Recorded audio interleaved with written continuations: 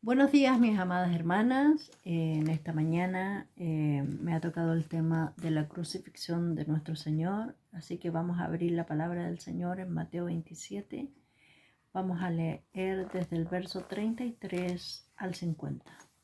Dice así la palabra del Señor. Y cuando llegaron a un lugar llamado Gólgota, que significa lugar de la calavera, le dieron a beber vinagre mezclado con hiel, pero después de haberlo probado no quiso beberlo. Cuando le hubieron crucificado, repartieron entre sí sus vestidos, echando suertes, para que se cumpliese lo dicho por el profeta. Partieron entre sí mis vestidos, y sobre mi ropa echaron suertes, y sentados le guardaban allí. Y pusieron sobre su cabeza su causa escrita: Este es Jesús, el Rey de los judíos. Entonces crucificaron con él a dos ladrones, uno a la derecha y el otro a la izquierda. Y los que pasaban le injuriaban meneando la cabeza y diciendo: Tú que derribas el templo en 3 días, tú que derribas el templo y en 3 días lo reedificas, sálvate a ti mismo, si eres hijo de Dios, desciende de la cruz. De esta manera también los principales sacerdotes, escarneciéndole con los escribas y los fariseos y los ancianos, decían: a otro salvó, a sí mismo no se puede salvar. Si es el Rey de Israel, descienda ahora de la cruz y creeremos en él. Confió en Dios, líbrele ahora si le quiere, porque ha dicho: soy hijo de Dios. Lo mismo le injuriaban también los ladrones que estaban crucificados con él. Y desde la hora sexta hubo tinieblas sobre la tierra y hasta la hora novena. Cerca de la hora novena, Jesús clamó a gran voz diciendo: Elí, Elí, lama sabactani. Esto es: Dios mío, ¿por qué me has desamparado? Algunos de los que estaban allí decían al oírlo: a Elías llama éste. Y al instante, corriendo, uno de ellos tomó una esponja y la empapó de vinagre, y poniéndola en una caña le dio a beber. Pero los otros decían: deja, veamos si viene Elías a librarle. Mas Jesús, habiendo otra vez clamado a gran voz, entregó el espíritu. El Señor está en la cruz, crucificado. Y nos preguntamos, yo creo, cada uno en algún minuto de nuestra vida, de nuestra existencia, nos habremos preguntado: ¿por qué tuvo que ser una cruz? ¿Por qué Dios, en su plan infinito y perfecto, ocupó un instrumento de tan cruenta crueldad para que el Hijo del Señor, el Hijo de Dios, pudiera traernos salvación? Este instrumento era un instrumento de tortura el más cruel que existía. Las personas que estaban sobre una cruz podían estar 2 o 3 días en agonía permanente. Literalmente el cuerpo se les desgajaba y cada miembro moría lentamente. ¿Por qué una cruz? Podemos pensar que la cruz evidencia lo horrible, lo cruel, la maldad del pecado y de los efectos en el ser humano. Cómo el pecado deteriora y da una muerte lenta y agónica. Podemos pensar eso, pero también sabemos que esto estaba profetizado, que la palabra del Señor nos había hablado, estaba profetizado, ¿cierto? Estaba profetizado que iba a ser así. Y está profetizado en Isaías y también en el Salmo 22, que me gustaría que viésemos el Salmo 22, porque lo dice de una manera, hermana, muy especial. El Salmo 22, mire, dice: y nos da como luz a muchas de las cosas que el Señor padeció allí estando en la cruz. Mire, dice en el 22, que es un salmo mesiánico, o sea, es un salmo que habla de el Señor Jesucristo. Y aquí el Señor Jesucristo crucificado. Dice, muchos toros me rodean en el 12. Fuertes toros de Basán me cercan. Contra mí abren sus fauces. Leones que rugen y desgarran a su preso. Como agua he sido derramado. Dislocado están todos mis huesos. Mi corazón se ha vuelto como cera y se derrite en mis entrañas. Se ha secado mi vigor como una teja. La lengua se me pega al paladar. Me has hundido en el polvo de la muerte. Como perros de presa me han rodeado. Me han cercado una banda de malvados. Me han traspasado las manos y los pies. Puedo contar todos mis huesos. Con satisfacción perversa, la gente se detiene a mirarme. Se reparten entre ellos mis vestidos y sobre mi ropa echan suerte. Estaba anunciado todo esto y que iba a ser traspasado, que sus huesos no serían quebrados, que echarían suerte sobre su ropa, que iba a ser rechazado, como en Isaías 53 dice, despreciado, 53:3, y desechado entre los hombres, varón de dolores, experimentado en quebranto, y como que escondimos de él el rostro, fue menospreciado y no lo estimamos. Estaba anunciado. También Daniel en el 9:26 dice que después de cumplidas las semanas se le quitará la vida al Mesías.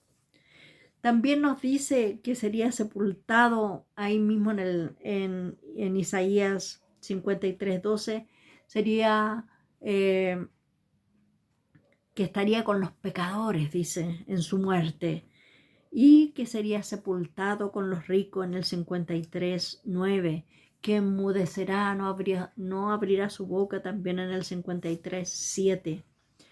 O sea, esto estaba dentro del plan perfecto, el plan perfecto de redención. Estaba anunciado, pero también podemos ver, más hermana, que el Señor lo sabía y le había dicho a sus discípulos. Por ejemplo, en Mateo 16:21. Miren lo que dice el Señor. Dice, desde entonces comenzó Jesús a declarar a sus discípulos que le era necesario ir a Jerusalén y padecer mucho de los ancianos, de los sacerdotes y de los escribas, y ser muerto y resucitar al tercer día. El Señor el Señor sabía lo que iba a pasar, sabía el plan glorioso que tenía Dios sobre su vida. Y podemos también leer en el 26:2 de Mateo, que nos dice, les dice a sus discípulos, sabéis que dentro de 2 días se celebra la Pascua y el Hijo del Hombre será entregado para ser crucificado. O sea, el Señor tenía clara su objetivo, su plan, el propósito que Dios tenía. Y en Lucas 9:21 dice, en el 22 dice, y diciendo, es necesario que el Hijo del Hombre padezca muchas cosas, sea desechado por los ancianos, por los principales sacerdotes y por los escribas, y sea muerto y resucite al tercer día. El Señor sabía, el Señor fue voluntariamente a la cruz. No solamente lo sabía, sino que fue voluntariamente a la cruz. Mire, veamos en Juan capítulo 10, Juan 10, en Juan 10, 17, dice, por eso me ama el Padre, porque yo pongo mi vida para volverla a tomar. Nadie me la quita, sino que yo de mí mismo la pongo. Tengo poder para ponerla y tengo poder para volverla a tomar. Este mandamiento recibí de mi Padre. Yo la pongo voluntariamente. Y en el 12:33, vamos a ver si lo encontramos. En el 12:33 dice, y en el 32 dice, y yo, si fuere levantado de la tierra, a todos atraeré a mí mismo. Y decía esto dando a entender de qué muerte iba a morir. O sea, estaba diciendo, y en el 34 le dice, nosotros hemos oído, le respondió la gente, nosotros hemos oído la ley, que el Cristo permanece para siempre. ¿Cómo pues tú dices que es necesario que el Hijo del Hombre sea levantado? ¿Quién es este Hijo del Hombre? Él estaba diciendo que iba a ser levantado en una cruz, ¿ya? Y después en Mateo 12:40 le dice que Él les da una señal, les será dada. Y esa señal iba a ser la señal de Jonás, ¿cierto? Que iba a estar 3 días en el vientre de un pez, así como el Señor iba a estar 3 días en la tierra y luego ser resucitado, ¿ya? Entonces, el Señor, primeramente que nada, sabía que había un plan. Este plan estaba escrito, este plan estaba anunciado, ¿ya?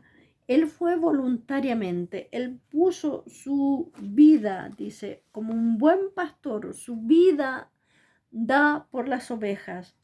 Y él vio más allá aún, vio el gozo de su triunfo. Por ejemplo, en Filipenses 2:8, cuando dice que él fue humillado, ¿cierto? Cuando dice la palabra del Señor que menospreció menospreció la gloria para venir a la tierra, y dice que y se humilló a sí mismo y muerte de cruz, dice,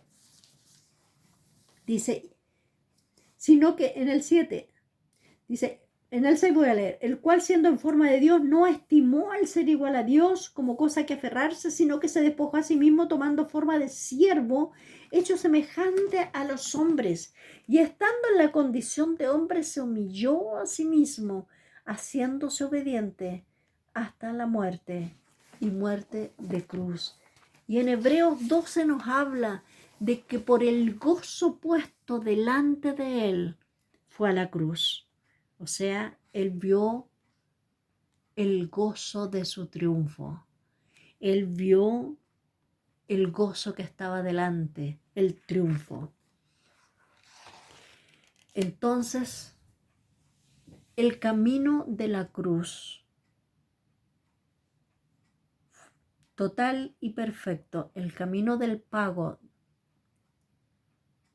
perfecto para la justicia de Dios, eso fue la cruz. La cruz fue el camino del pago perfecto y total para la justicia de Dios. No había ningún precio, un precio más alto, un precio que llenara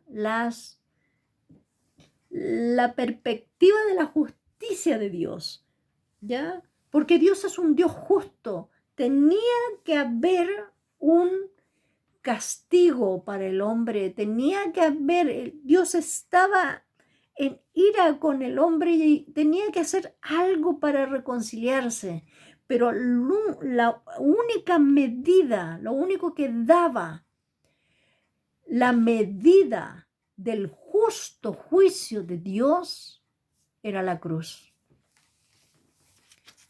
Jesús nunca ocultó la dureza del camino de la cruz. Lo podemos ver en Getsemaní.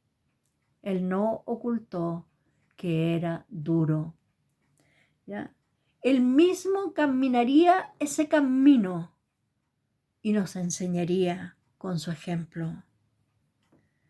Su muerte fue imprescindible para nuestra salvación, para romper con la maldad y el pecado. Solo el santo incorruptible tenía que ser clavado en nuestro lugar. La cruz que llevó el Señor, la que le crucificó, llevaba nuestro nombre, pero la llevó Él por mí.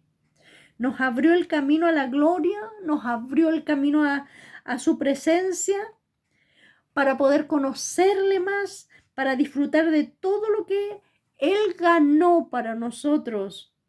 Ahora está sentado a la diestra y nosotros estamos sentados con Él. La palabra de la cruz es el verdadero evangelio. La muerte de la crucifixión hizo posible la justificación del hombre. Cuando Cristo fue a la cruz, nos justificó, o sea, nos declaró justo. A través de su sacrificio nos justificó. Y ahora Dios nos mira a través del sacrificio de Cristo, de su sangre expiatoria, de su gran amor derramado allí en la cruz, nos ve justos. Y no solamente nos ve, nos trata como justos. Amén. El peso de nuestro pecado fue el que mató a Jesús. No podemos aún nosotros dimensionar. Nosotros decimos que el sacrificio físico, el dolor físico fue atroz, fue tremendo, fue lo más cruel que había. Pero no podemos dimensionar en la parte espiritual. Tiene que ser 1000 veces más, 1000 veces más, porque estaba rompiendo con la maldad. Este santo, este puro, que no había cometido pecado, estaba allí en la cruz para romper esta maldad y para tener el triunfo de llevar muchos hijos a la gloria. Que no se nos olvide que el sacrificio de Cristo, que nos salvó, que nos redimió, es un precio muy alto. No solamente, como dijimos, de toda la crueldad física, sino también de la parte espiritual que no alcanzamos a dimensionar. Amadas hermanas, le costaste un precio muy grande a Dios, la sangre de su Hijo Jesucristo. Vale la pena vivir para Él. Vale la pena ahora vivir para Él sabiendo que ese precio que nunca habríamos podido pagarlo por nosotros mismos, Él fue voluntariamente, con gozo, porque te vio a ti y a mí como el fruto de su aflicción.